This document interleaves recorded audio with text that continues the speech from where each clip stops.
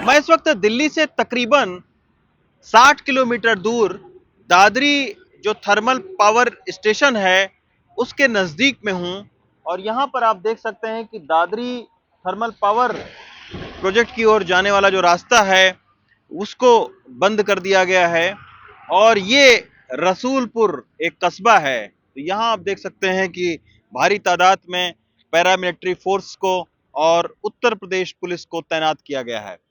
यहाँ पर मंगलवार को दोपहर के बाद में भूमि अधिग्रहण के मुआवजे को लेकर तमाम सारे जो किसान हैं, परिवार हैं, वो यहाँ पर धरना प्रदर्शन दे रहे थे और मंगलवार को शाम को लाठीचार्ज करके और उनको यहाँ से हटाने की कोशिश पुलिस के जरिए की गई।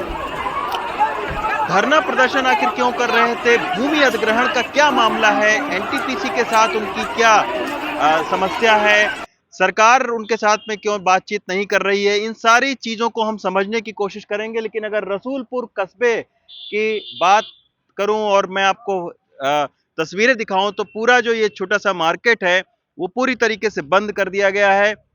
गांव वालों ने अपनी स्वेच्छा से बंद किया है, कोई पुलिस का उनके ऊपर दबाव नहीं है। उस साइड में गांव के लोग हैं और दूसरी साइड में पैरामिलिट्री फोर्सेस और पुलिस के लोग मौजूद हैं। कल यही तनातनी हुई थी, आप देख सकते हैं कि ईंटें पत्थर भी यहाँ पर चले हुए हैं। पुलिस ने भी लाठीचार्ज की, हल्का बल प्रयोग किया, 6 से 7 लोग उसमें घायल हुए, 13 लोगों को उसमें गिरफ्तार किया गया है और सैकड़ों किसानों के खिलाफ में मुकदमे दर्ज किए गए हैं।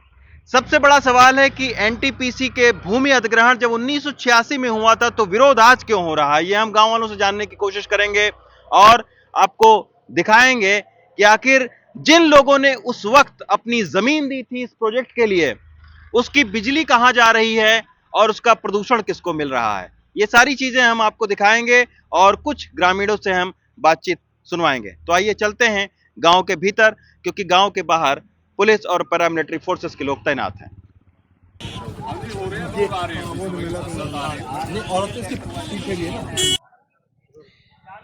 गांव के अंदर हालात तनावपूर्ण है, यही वजह से कि आप देखिए कितना बड़ा काफिला जो है वो पुलिस का यहां पर आ रहा है और इसी तरीके से राउंड यहां पर पुलिस का 24 घंटे चल रहा है ताकि जो किसान है वो प्रदर्शन न करने पाए। तो यहाँ पर भारी अमला जो है वो पुलिस का लगा हुआ है और ये यहाँ पर आप देख सकते हैं कि ये किसान है। हम इनसे बात करने की कोशिश करेंगे कि जो आसपास के 24 गांव हैं उनके यहाँ पर लोग हैं, वो यहाँ पर बैठे हुए थे धरने पर, काफी दिनों से धरने बैठे हुए थे। तो ये आप देखिए थोड़ा पुलिस आ गई है तो इसकी वजह से यहाँ पर, लेकिन हम शांतिपूर्ण तरीके से बात करेंगे, कोई धक्का मुक्का और कोई उस तरीके से नहीं। चाचा आपका नाम क्या है? सुखपाल। कब आज जमीन अधिग्रहण हुआ था? 86 में, 1986। कितनी जमीन गई थी आपकी? 11 बीघे। क्या क्या वायदे किए थे और 1986 के बाद क्यों धरना कर रहे हैं आप लोग? हमारे बुजुर्ग खत्म हो गए लड़ते लड़ते, अब हम लड़ रहे हैं। अच्छा। हाँ, इनने वादे करे थे कि हम आपको तुम्हारा काम गोद ले लिया, आपको बिजली फ्री देंगे, आपका विकास करेंगे, आपको शिक्षा स्कूल बनाएंगे, आपके लिए हॉस्पिटल खोलेंगे, और अभी तक उन्होंने हॉस्पिटल खोला कुछ नहीं दिया। 50 रुपए गज का मुआवजा दिया उस टाइम पर। हमारे बड़े बुजुर्ग खत्म हो गए, अब हम लड़ रहे हैं। तो आपकी 11 बीघे जमीन गई, अभी कितनी है आपके पास जमीन है? कुछ नहीं है। तो कैसे फिर गुजारा कैसे चल रहा है? बस हम ऐसा मेहनत मजदूरी कर रहे हैं। अच्छा। भैंस पाल रहे हैं, अपना दूध बेच रहे हैं, अपने परिवार पालन कर रहे हैं।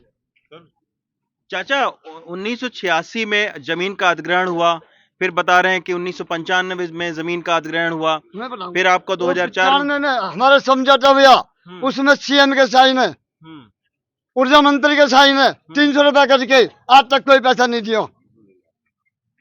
एक परिवार के लिए एक सदस्य को नौकरी नहीं दी। अच्छा। सबके साइन है, सब उसमें लिखित में, सब वादे इन पर साइन लिखित में है जी, सब ऊर्जा मंत्री ने सब चीज लिख के दिया। अच्छा। हाँ, ये राजेश पायलट के जमाने की सब फाइल होंगी। कल एडीएम साहब के साथ एडीएम कह रहा एसीपीसी ने मेरे डंडा मारा।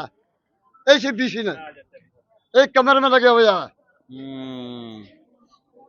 तो ये आप देख रहे हैं तमाम Uttar Pradesh police, paramilitary forces और लगातार वो ये कह रहे हैं कि यहाँ पर गांव के लोग धरने प्रदर्शन पर न बैठे। ये आप देख सकते हैं कि आरआरएफ की टीम यहाँ पर लगी हुई है। हालात तनावपूर्ण है लेकिन फिर भी शांति बनी हुई है। हम तो अपील करेंगे कि शांतिपूर्ण तरीके से अपनी बात को रखें, कोई भी किसी भी तरीके की हिंसा या किसी भी तरीके की उत्तेजना न हो। लेकिन आप देखिए कि इसी तरीके से 24 गांव में लगातार जो पुलिस है वो यहाँ पर सुरक्षा बंदोबस्त बनाए रखने के लिए यहाँ पर बार बार राउंड ले रही है, फ्लैग मार्च हो रहा है यहाँ पर। लेकिन भूमि अधिग्रहण का जो ये मामला है ये काफी जटिल मामला है। ये आप जब लोगों से बात करेंगे तब आपको पता चलेगा कि इसमें कितनी सारी जटिलताएं हैं। सारे युवा हैं भाई, आप लोग कल पुलिस बता रही है एनटीपीसी में घुसने की कोशिश की, पथराव करने की कोशिश की, ये सारी चीजें नहीं करनी चाहिए क्योंकि आप देखो मैं एक एजुकेटेड हूँ, अच्छे से ग्रेजुएशन किया हुआ आईटी से और लीगली लॉ भी कर रहा हूँ। मैं आपको दो चीजें बताऊंगा। कल हमारा प्रोटेस्ट गेट पे था, एनटीपीसी गेट पे, किसी ने भी जबरदस्ती नहीं करी है। परसों भी था हमारा, शांतिपूर्वक हम वापस आए। कल भी धरना प्रदर्शन हुआ और शांतिपूर्वक आए। इससे पहले क्या प्रोसेस हुआ? इससे पहले हम एक बार मीटिंग के लिए बुलाए गए। हमने वहां पे 1991 में जो करार हुए राजेश पायलट जी के समय पे, वो सारी चीजें इनके सामने रखी गई। इन्होंने पहले उस करार में कुछ चीजें मैं आपको शॉर्ट में बता दूं। 1991 में ये कहा था कि जितने गांव एनटीपीसी से प्रभावित है उन सभी को एनटीपीसी अपने स्पेशल कोटे से लाइट देगी, गांवों का विकास करेगी, स्वास्थ्य सेवाओं में सहयोग करेगी और यहाँ की जो शिक्षा है उसमें सहयोग करेगी। सरकार क्या कह रही है? जो आपकी बातचीत हुई है उसमें क्या रिजल्ट निकला, क्या बोल रहे हैं? माननीय एसडीएम जी वहां पे थे, नितिन कुमार जी जो एडीसीपी हैं वो भी पिछली मीटिंग में थे। स्वयं एसडीएम साहब ने ये कहा था उस मीटिंग के दौरान कि एक विंडो ओपन की जाएगी जिसमें आपके भी 4-5 लोग होंगे और एनटीपीसी की तरफ से भी 4-5 लोग होंगे। लेकिन उस दौरान भी उन्होंने कोई एक्शन नहीं लिया। उस मीटिंग के बाद ना तो हम दोबारा बुलाए इन्होंने।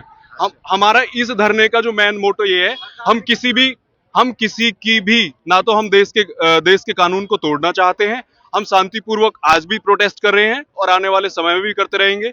हमें देश की संविधान और देश की कानून व्यवस्था पे तो निश्चित तौर पर उच्च अधिकारियों ने इनसे ये वायदा किया था कि भाई एनटीपीसी के लोग भी रखे जाएंगे, गांव के भी लोग रखे जाएंगे और एक समिति बनेगी, जो भी आपकी ग्रीवेंसेस होंगी उसको एड्रेस किया जाएगा। लेकिन उसके बाद में इनकी बैठक नहीं हुई, तो इसी की वजह से मंगलवार को यहाँ पर हालात बिगड़े और हल्का बल प्रयोग किया पुलिस ने। तमाम सारे लोगों के खिलाफ मुकदमा दर्ज किया गया है। लेकिन अब चूंकि पूरे गांव में इस बात को लेकर खासा गुस्सा है, तो कहीं ना कहीं सरकार को चाहिए कि गांव के लोगों से बातचीत करके और एक ऐसा रास्ता निकाले ताकि जो ग्रामीणों की समस्या है वो भी दूर हो सके और इस तरीके की जो लाठीचार्ज है, जो हिंसा है, वो भी आगे से न हो। दादरी से अरविंद उत्तम और कानन पात्रा के साथ रवीश रंजन शुक्ला, एनडीटीवी इंडिया।